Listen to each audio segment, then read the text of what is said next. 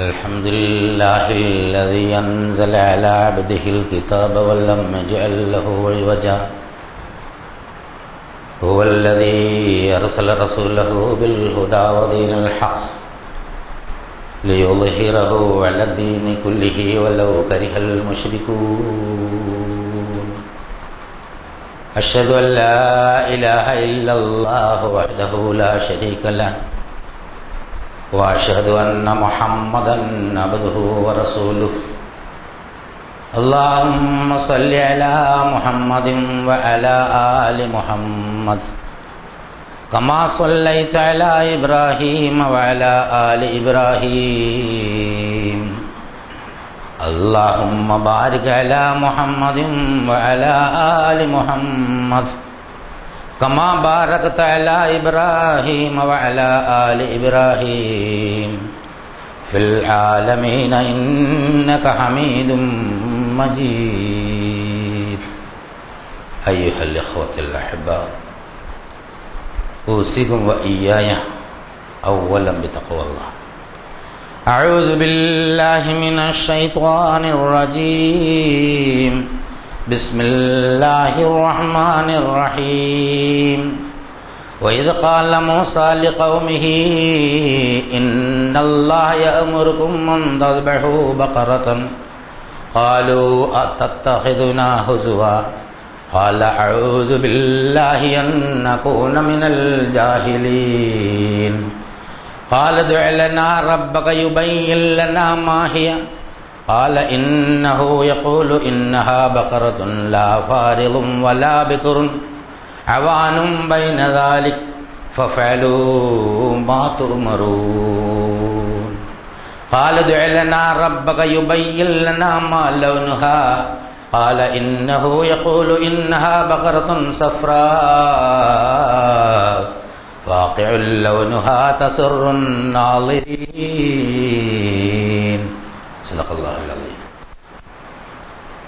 പ്രിയമുള്ള സഹോദരി സഹോദരന്മാരെ, അല്ലാഹു സുബ്ഹാനഹു വ തആലയുടെ വിധിവിലക്കുകൾ മാനിച്ച് ജീവിക്കണമെന്ന് ആദ്യമായി എന്നോടെന്ന പോലെ നിങ്ങളോടും ഉണർത്തുകയാണ്, വസിയത്ത് ചെയ്യുകയാണ്. ചരിത്രം മനുഷ്യൻ്റെ പാഠശാലയാണ്. ഇന്നലകളുടെ മനുഷ്യ ജീവിതത്തിൻ്റെ ഒരു രേഖയാണല്ലോ ചരിത്രം. ഇന്നലകളിൽ സംഭവിച്ച തെറ്റും ശരിയും ഒക്കെ മനസ്സിലാക്കുകയും അതിൻ്റെ അനന്തരഫലങ്ങൾ അവലോകനം ചെയ്യുകയും ചെയ്തിട്ട് ശരികൾ, അതായത് നന്മകൾ, സമകാലിക ജീവിതത്തിൽ വളരെ വിജയപ്രദമായി പ്രയോഗവൽക്കരിക്കുന്നതിനു വേണ്ടിയാണ് മനുഷ്യൻ ചരിത്രം പഠിക്കുന്നത്. കഥകൾ പഠിച്ച് ആസ്വദിക്കാനല്ല, നമ്മുടെ മുന്നിൽ നടന്നുപോയ മുൻഗാമികൾ എന്തൊക്കെ ചെയ്തിരുന്നു, എങ്ങനെയൊക്കെയാണ് ജീവിച്ചിരുന്നത് എന്ന് മനസ്സിലാക്കിയിട്ട് അവരുടെ അപജയങ്ങൾ വീണ്ടും അതേപടി പകർത്തി പുതിയ പരാജയങ്ങൾ ഉണ്ടാവാതിരിക്കാനാണ് മനുഷ്യൻ ചരിത്രം പഠിക്കുന്നത്. ചരിത്രം വളരെ പ്രധാനപ്പെട്ട ഒരു പാഠമാണ്. സമകാലികത്തിൽ മെഡിസിനും എൻജിനീയറിങ്ങിനും ഒക്കെയാണ് ആളുകൾ വളരെ താല്പര്യം പ്രകടിപ്പിക്കുന്നതെങ്കിലും ചരിത്ര പഠനം ഒരു സമൂഹത്തിൻ്റെ വളർച്ചയ്ക്കും വികാസത്തിനും വളരെ അനിവാര്യമായ ഒരു സംഗതിയാണ്. ജോലിയിലും വിവാഹ കമ്പോളത്തിലുമൊക്കെ മാർക്കറ്റ് കൂടുതലുള്ളതുകൊണ്ടാണ് ആളുകൾ ഈ ടെക്നോളജിയുടെ പിന്നാലെ വല്ലാണ്ട് പാഞ്ഞുകൊണ്ടിരിക്കുന്നത്. ചരിത്രം ശരിയായ നിലയിൽ പഠിച്ചില്ലെങ്കിൽ ഒരു ജനതയുടെ വളർച്ചയെ, വികാസത്തെ അതൊക്കെ വളരെ ഗൗരവമായി, കാര്യമായി ബാധിക്കും എന്നുള്ളത് യാതൊരു സംശയമില്ല. പക്ഷെ ചരിത്രത്തെ സംബന്ധിച്ച് ഒരുപാട് പ്രശ്നങ്ങളുണ്ട്. പൊതുചരിത്രത്തിൽ ഒരുപാട് സ്ഖലിതങ്ങൾ, തെറ്റുകൾ. പലപ്പോഴും മനുഷ്യനിർമ്മിത ചരിത്രം വിജയിയുടെ പൊങ്ങച്ചത്തിൻ്റെ കഥയായിരിക്കും. പടയോട്ടങ്ങളിലും ഭരണാധികാരങ്ങളിലുമൊക്കെ സ്ഥാനം കിട്ടിയ കുറേ ആളുകൾ, അവരാണ് യഥാർത്ഥത്തിൽ പലതും കൺട്രോൾ ചെയ്യണത്. ആ കാലഘട്ടത്തിലെ മിലിറ്ററിയെ കൺട്രോൾ ചെയ്യുന്നത് അവരായിരിക്കും, സമ്പത്ത് കൺട്രോൾ ചെയ്യുന്നത് അവരായിരിക്കും, ചുരുക്കത്തിൽ സംസ്കാരത്തിൻ്റെ വിവിധ മേഖലകളിൽ സ്വാധീനം ചെലുത്തുന്ന എല്ലാം നിയന്ത്രിക്കുന്നത് അവരായിരിക്കും. അപ്പോൾ അതുകൊണ്ട് അവരുടെ വീരകഥകളും വീരഗാഥകളും പൊങ്ങച്ചങ്ങളും എഴുതി പിടിപ്പിക്കാൻ അവരാളെയും കണ്ടെത്തും. പരാജയപ്പെട്ടു പോകുന്നവൻ്റെ അടുക്കൽ വളരെ വ്യക്തമായ നീതി ഉണ്ടായിരുന്നുവെങ്കിലും അത് യഥാർത്ഥത്തിൽ രേഖപ്പെടുത്തപ്പെടുകയില്ല. കാരണം വിജയിയുടെ പൊങ്ങച്ചമാണ് മനുഷ്യനിർമ്മിത ചരിത്രമെന്ന് ചരിത്രത്തെ ആഴത്തിൽ പഠിച്ചാൽ നമുക്ക് മനസ്സിലാക്കാൻ സാധിക്കും. ഇനി മറ്റൊരു സംഗതിയുണ്ട്. ഈ ചരിത്രമെന്ന് അവസാനിക്കാത്തൊരു സംഗതിയാണ്. ഇന്നലെ ചരിത്രമാണ്, ഇന്ന് നാളെ ആവുമ്പോൾ ചരിത്രമായി മാറും എന്ന് പറഞ്ഞാൽ വളരെ വേഗം ഇതിങ്ങനെ മാറിക്കൊണ്ടിരിക്കുന്നു. അധികാരം മാറി വരും, ശക്തിയും അതുപോലെ പ്രതാപമൊക്കെ മാറി വരും. അപ്പം ഇന്നലകളിലെ നല്ല ചരിത്രം ഇന്നുള്ള മോശക്കാർക്ക് മോശമായി എഴുതി പിടിപ്പിക്കാം. നമുക്ക് കാണാൻ സാധിക്കുന്ന സംഗതിയാണ്. സമകാലികത്തിൽ ഇന്ത്യ രാജ്യം ഉൾപ്പെടെയുള്ള രാജ്യത്ത് ചരിത്രരചന നടത്തുമ്പോൾ പണ്ട് നമ്മൾ മനസ്സിലാക്കിയിരുന്നതിന് വ്യത്യസ്തമായി പല അഭിപ്രായങ്ങളും വാഗ്വാദങ്ങളും പറയുകയും പിന്നെ അത് രേഖയായി മാറുകയും പിന്നെ ചരിത്ര സത്യമാക്കി എഴുതി പിടിപ്പിക്കുകയും കുട്ടികളെ പഠിപ്പിക്കുകയോ ചെയ്യും. അപ്പോൾ മനുഷ്യനിർമ്മിത ചരിത്രത്തിൽ എപ്പോഴും സ്ഖലിതങ്ങൾ ഉണ്ടാവും എന്നുള്ളതൊരു യാതൊരു സംശയമില്ല. അത് എപ്പോഴും സമകാലികത്തിലെ വിജയിയുടെ വീരഗാഥയാണ്. നമ്മൾ ആ ചരിത്രം പരിശോധിച്ചാൽ, ഇന്ത്യ രാജ്യത്തിൻ്റെ ചരിത്രം പരിശോധിച്ചാൽ ഏതാണ്ട് 10,000 വർഷങ്ങൾക്ക് മുമ്പുള്ള ചരിത്രത്തിൻ്റെ ഒരുപാട് സംഗതികൾ നമുക്ക് കാണാൻ കഴിയും. അവിടെ നിന്ന് ഇങ്ങോട്ട് വരുന്ന ഇന്ത്യയിൽ പഠിപ്പിക്കുന്ന ലോക ചരിത്രം മറ്റു പല സംഗതികളും പല നാടുകളിൽ പഠിപ്പിക്കുന്ന ലോക ചരിത്രവുമായിട്ട് വളരെ വ്യത്യസ്തമായ ലോക ചരിത്രമാണ്. വ്യക്തിപരമായ അനുഭവമാണ്. ഞാൻ കോളേജിലൊക്കെ പഠിച്ച കാലത്ത്, ഇവിടെ കോളേജിൽ പഠിപ്പിച്ച കാലത്തുള്ള ചരിത്രമല്ല, ആഫ്രിക്കയിലെ നൈജീരിയയിൽ അധ്യാപകനായി പോയപ്പോൾ അവിടെ വേൾഡ് ഹിസ്റ്ററി എന്ന് പറഞ്ഞ് പഠിപ്പിച്ചത്. അവിടെ ചെന്നപ്പോൾ വേറെ തന്നെ പഠിക്കേണ്ടി വന്നു. ബ്രിട്ടീഷുകാരൻ്റെ കോളനിയുടെ കീഴിൽ ജീവിച്ച നമ്മൾ അവരുടെ ചരിത്രരചനയുടെ ചുവട് പിടിച്ചാണ് ചരിത്രം രേഖ പഠിച്ചിട്ടുള്ളത്. അതല്ലാത്ത കുറേ ചരിത്രവും ലോകത്തിൻ്റെ നാനാഭാഗത്തുമുണ്ട് എന്നുള്ളതാണ്. അപ്പോൾ ചരിത്രത്തെ സംബന്ധിച്ചിടത്തോളം ഒരു ഐക്യരൂപം ഉണ്ടാകുക, ഒരു പൊതുസമ്മതം ഉണ്ടാകുക വളരെ ബുദ്ധിമുട്ടായ ഒരു സംഗതിയാണ്. ചരിത്രത്തെ നമ്മൾ മനസ്സിലാക്കണം. പിന്നെ മാത്രമല്ല, പലപ്പോഴും ചരിത്ര രചനയ്ക്ക് ഉപയോഗപ്പെടുത്തുന്ന ലിഖിതങ്ങൾ കാഷ്വലായിട്ട് എഴുതിവിട്ട സംഗതികളായിരിക്കും. ഒരാളൊരു കത്തെഴുതുകയാണ്, നാട്ടിൽ വല്ലാത്ത വരൾച്ചയാണ്, നേരത്തെ ഒരു വെള്ളപ്പൊക്കം ഉണ്ടായിരുന്നു, ഇവിടെ പനി പടർന്നു പിടിച്ചിരിക്കുന്നു, അധികാരികൾ തീരെ ശ്രദ്ധിക്കുന്നില്ല. ഇങ്ങനെ ആ നാട്ടിൽ അയാളുടെ വീക്ഷണം അനുസരിച്ച് കുറേ സംഗതികൾ ഒരു കത്ത് എഴുതി വേറെ ആളിന് വിടുന്നു, അതവിടെ കിടക്കുന്നു. അപ്പോൾ ഒരു ചരിത്ര ഗവേഷണ വിദ്യാർത്ഥിയുടെ കയ്യിൽ കിട്ടുകയാണ്, 1922 ഇന്ന പ്രദേശത്ത് ഭരിച്ചിരുന്ന ആളുകൾ പ്രജകളോട് യാതൊരു താല്പര്യമില്ലാത്ത തോന്നിയാസികളും സ്വാർത്ഥ താല്പര്യക്കാരെ വരുന്നു. അവരുടെ നാടിൽ സംഭവിച്ച സംഗതികളെ അവർ പരിഗണിച്ചിട്ടേയില്ല. അതിന് തെളിവായിട്ട് ഈ മനുഷ്യനെഴുതിയ ആ ലിഖിതം അവിടെ എടുത്തു കാണിക്കുകയും ചെയ്യും. ഇങ്ങനെ ചരിത്ര രചനകളിൽ ഒരുപാട് താല്പര്യങ്ങൾ, ഓരോരുത്തർക്ക് വീക്ഷണമുണ്ട്. ഒരു കമ്മ്യൂണിസ്റ്റുകാരൻ ഇന്ത്യ ചരിത്രം എഴുതിയാൽ മാർക്സിയൻ കമ്മ്യൂണിസ്റ്റ് വീക്ഷണത്തിലാണ് ഇന്ത്യ ചരിത്രം പോവുക. അതല്ല ഒരു ഹിന്ദുത്വവാദി ഒരു ചരിത്രം എഴുതിയാൽ, ഇന്ത്യ ചരിത്രം എഴുതിയാൽ അതൊക്കെ ആര് നിലയിൽ വരും?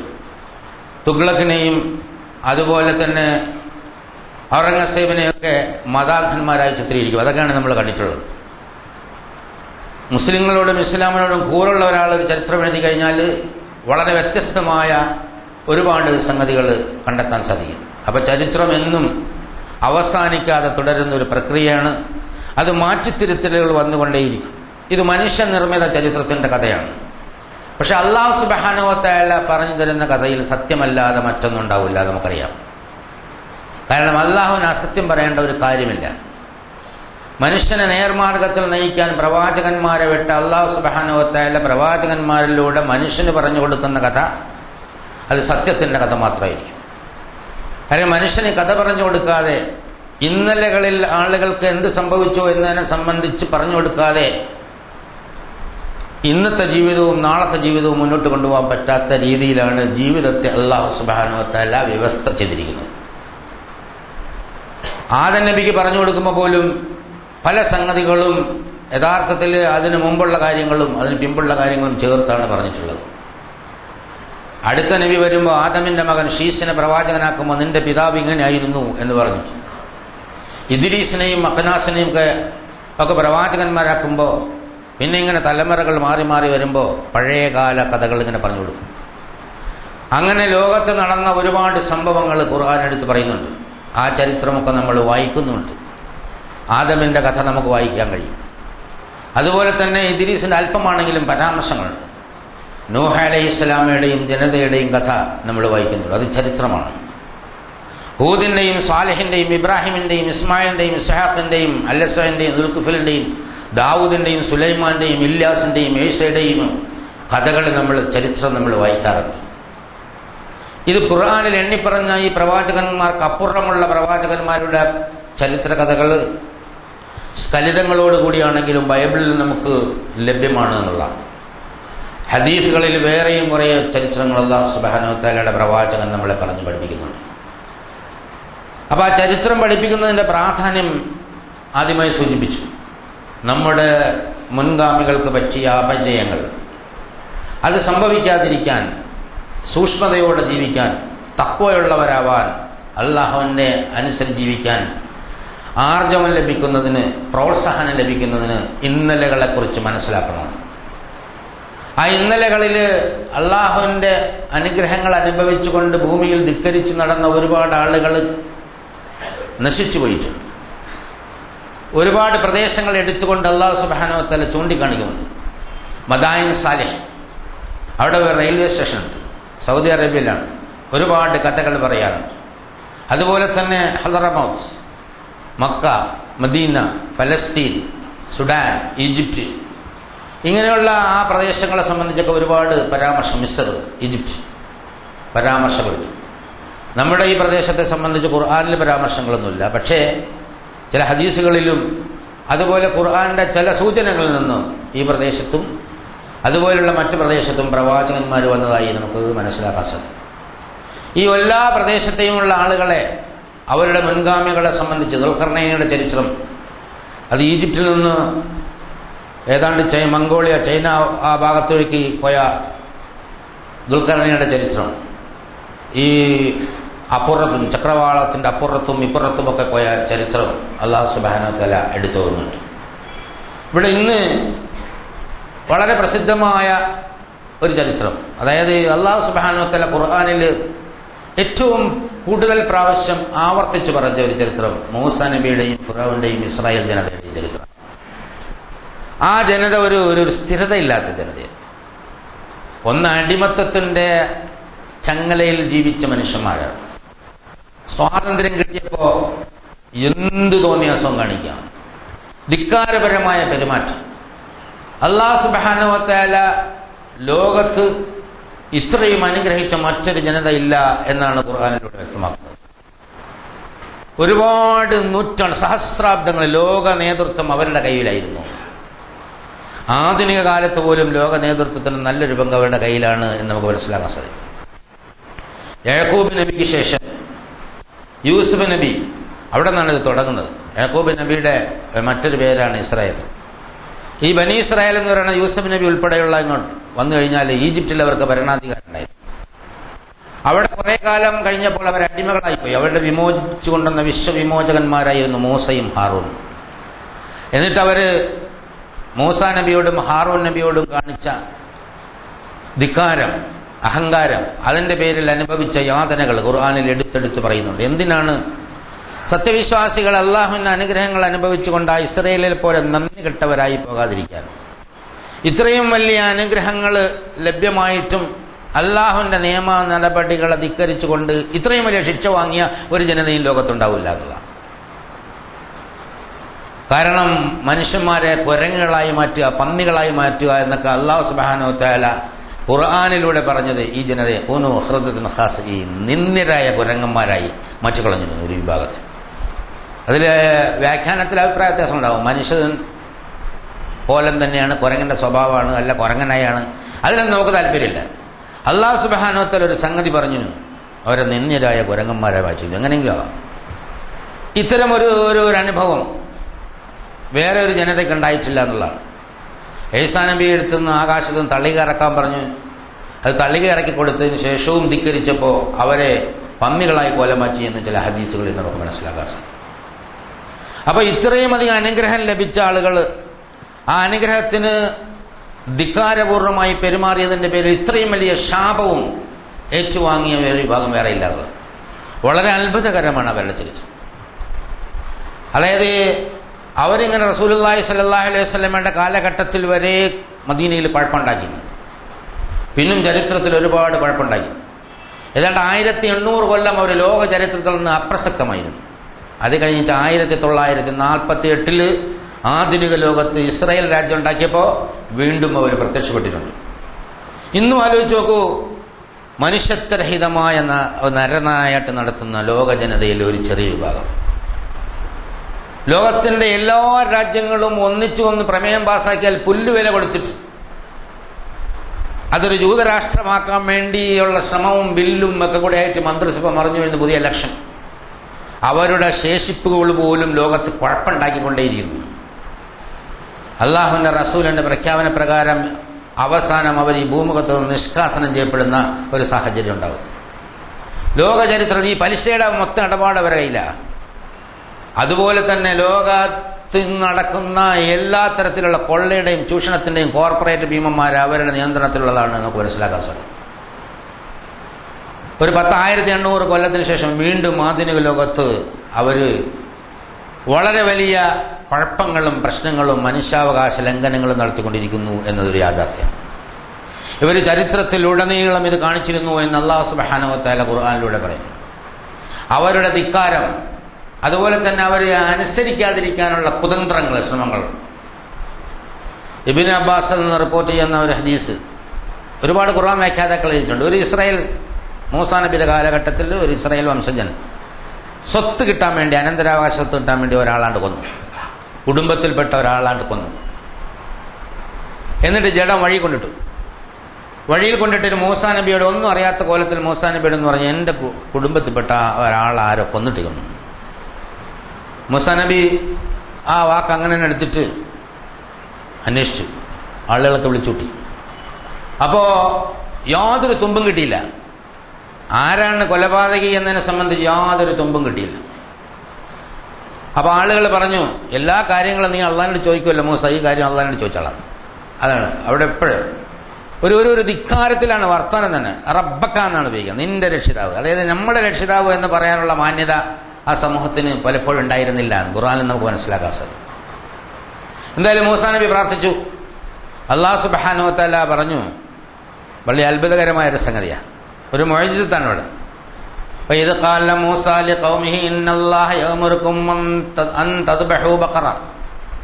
മൂസ അവരോട് പറഞ്ഞ സന്ദർഭം, നിങ്ങളൊരു പശുവിനെ അറക്കുക, ഒരു പശുവിനെ അറക്കണം. ഒരാളെ കൊന്നിട്ടിരിക്കുന്നു, കൊലയാളി ആരെന്ന് അറിയില്ല എന്ന് മൂസനോട് പറഞ്ഞപ്പോൾ അള്ളാഹുവിനോട് പ്രാർത്ഥിച്ചിട്ട് മൂസ പറഞ്ഞ മറുപടി, അള്ളാഹ് പറഞ്ഞിരിക്കുന്നു ഒരു പശുവിനെ അറുത്തോളാം.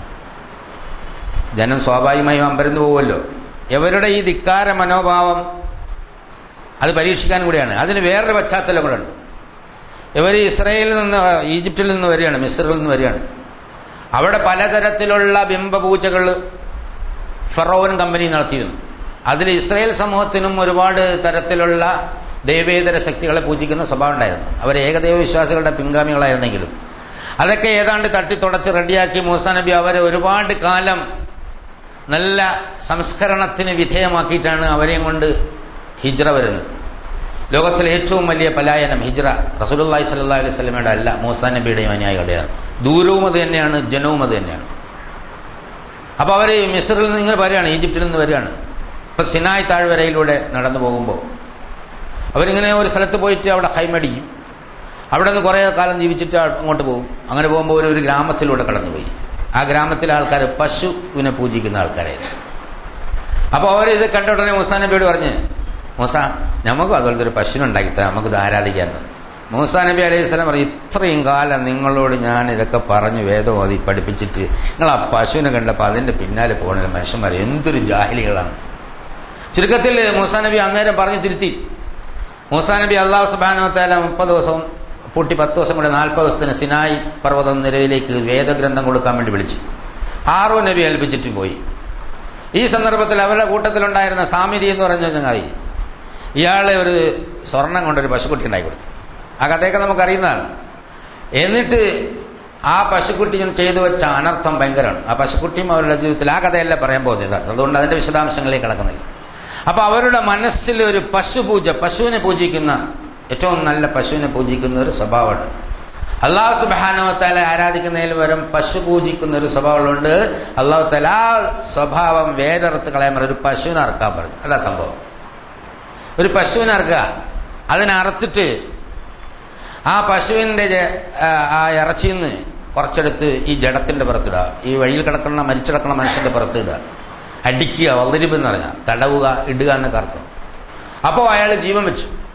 അയാളോട് ചോദിച്ചു ആരാ കൊന്നത്. അപ്പം നേരത്തെ പരാതി പറഞ്ഞ കുടുംബ ബന്ധുവാണ് കൊന്നത് എന്ന് അയാൾ പറഞ്ഞു കൊടുക്കുന്നു. എന്നിട്ട് അയാളെ വധശിക്ഷയ്ക്ക് മൂസാ നബി അലൈഹി സ്വലാമെ വിധേയമാക്കുന്നു. ഇതാണ് അതിൻ്റെ ഉള്ളത്.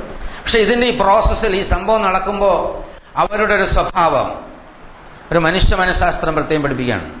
അല്ലാഹു സുബ്ഹാനഹു വ തആല ഒരു കൽപ്പന കൊടുത്തു. ഒരു ആവശ്യം അവർ ഉന്നയിച്ചപ്പോൾ നിങ്ങളൊരു കൽപ്പന അനുസരിക്കുക എന്ന് പറഞ്ഞു, പശുവിനെ ഇറക്കാൻ പറഞ്ഞു. അപ്പോൾ ഉടനെ അവർ ചോദിച്ചു, അല്ല തത്തഖിദുന ഹുസ്വ, ഞങ്ങളെ നീ പരിഹസിക്കണം മൂസ? അപ്പോൾ മൂസാ നബി പറഞ്ഞു, ഖാല അഊദു ബില്ലാഹി അൻ നകൂന മിനൽ ജാഹിലീൻ.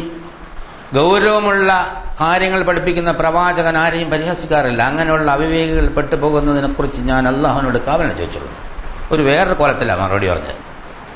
ഞാൻ പരിഹസിക്കുകയല്ല എന്നുള്ള നേർക്ക് നേരെ മറുപടി പറയാതെ അത്തരം അവിവേകികളിൽ ഞാൻ പെടാതിരിക്കാൻ എൻ്റെ രക്ഷിതാവിനോട് ഞാനിതാ കാവലിനെ ചോദിക്കുന്നു. അത് ആ ചോദ്യത്തിൻ്റെ ഒരു ചോദ്യം വരുമ്പോൾ നമുക്ക് 2-3 തരത്തിലൊക്കെ മറുപടി അറിയാം. നേർക്ക് നേരെ മറുപടി പറയാം. നേർക്ക് നേരെ മറുപടി പറഞ്ഞാൽ ചില പ്രശ്നങ്ങൾ ഉണ്ടാവുമെങ്കിൽ അത് വേറെ വ്യംഗ്യമായ രീതിയിൽ മറുപടി പറയാം, പല കോലത്തിലും പറയാം. അതവിടെ ഒരു പാഠമാണ്. അപ്പോൾ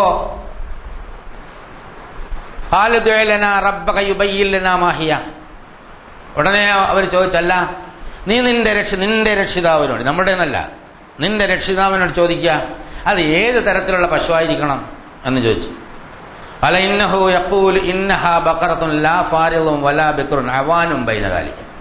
കിടാവും ആവരുത്, വൃദ്ധയും ആവരുത്, അതിന് മധ്യത്തിലുള്ള നല്ല യുവത്വമുള്ള ഒരു പശുവായിരിക്കണം അത്.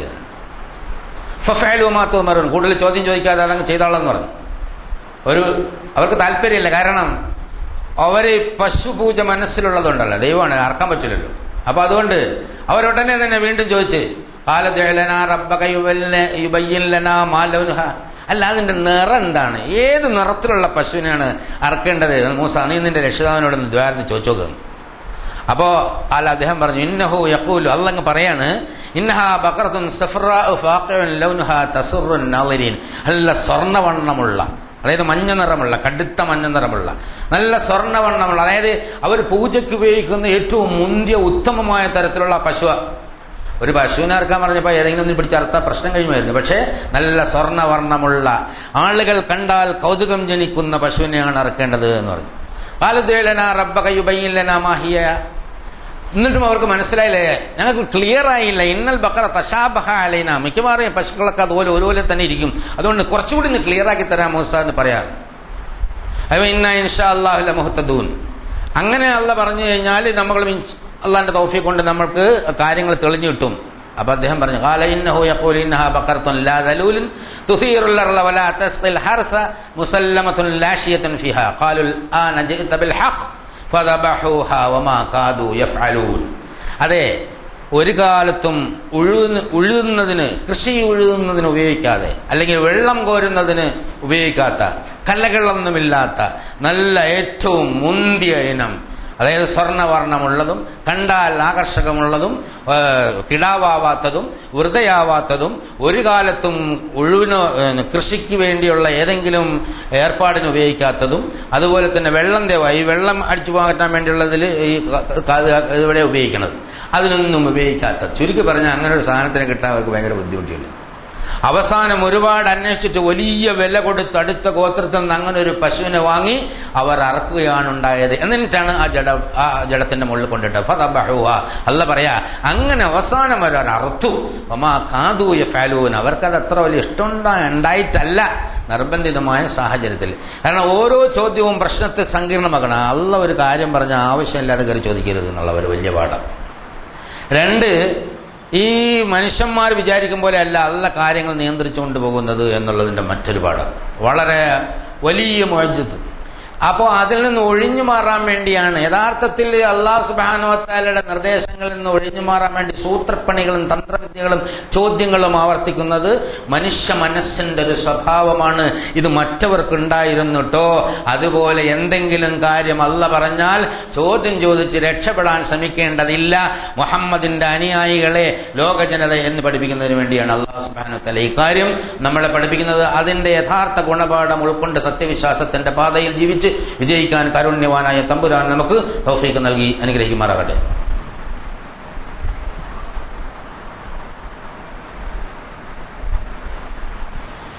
അൽഹംദുലില്ലാഹി ഹംദൻ കസീറൻ തയ്യിബൻ മുബാറകൻ യൻബഗി ലിജലാലി വജ്ഹിഹി വഅളീമി സുൽത്താനി സുബ്ഹാനക ലാ നുഹ്സീ സനാഅൻ കമാ അസ്നൈത നഫ്സക ലകൽ ഹംദു ഹത്താ തർളാ.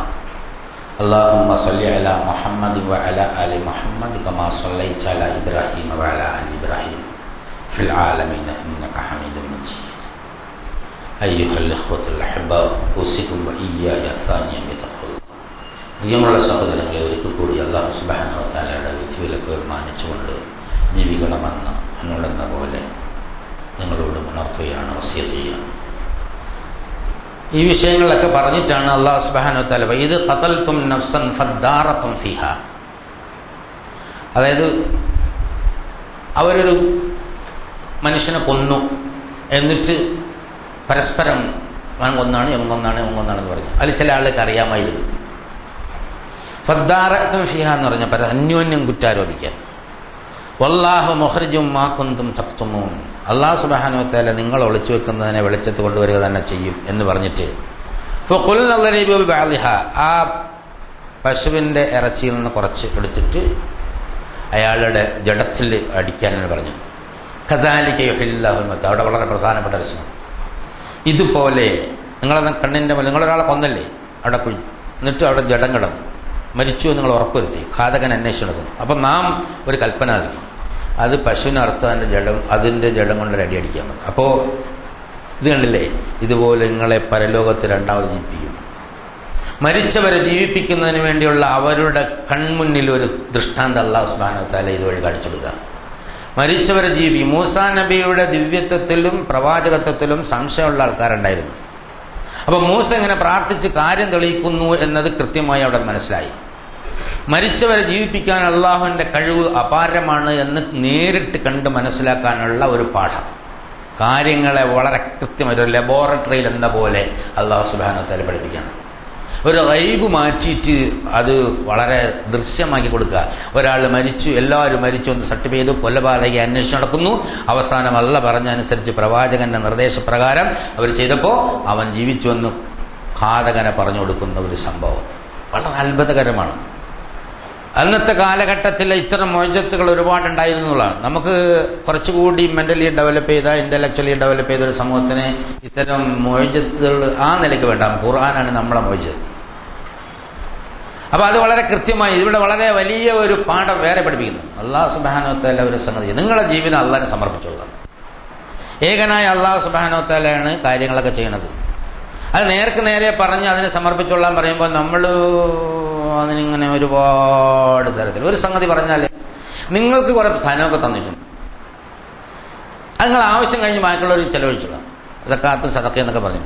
അപ്പോൾ സക്കാത്ത് നിർബന്ധമാണോ? അത് എത്രയാണ്? ഓരോന്നിനും എത്രയാണ്? സദക്കയും സക്കാത്തും ഒരുപോലെയാണ്. കാരണം സക്കാത്തിൻ്റെ കാര്യം പറഞ്ഞെടുത്ത് സദക്ക എന്ന വാക്കാണല്ലോ അല്ലാഹു സുബ്ഹാനഹു വ തആല പ്രയോജനം ഉപയോഗിച്ചിട്ടുള്ളത്. ഇങ്ങനെയെങ്കിലും കൊടുക്കാതിരിക്കാൻ വേണ്ടി ഇങ്ങനെ ഹുക്കും ഇങ്ങനെ ചോദിച്ചുകൊണ്ടിരിക്കും.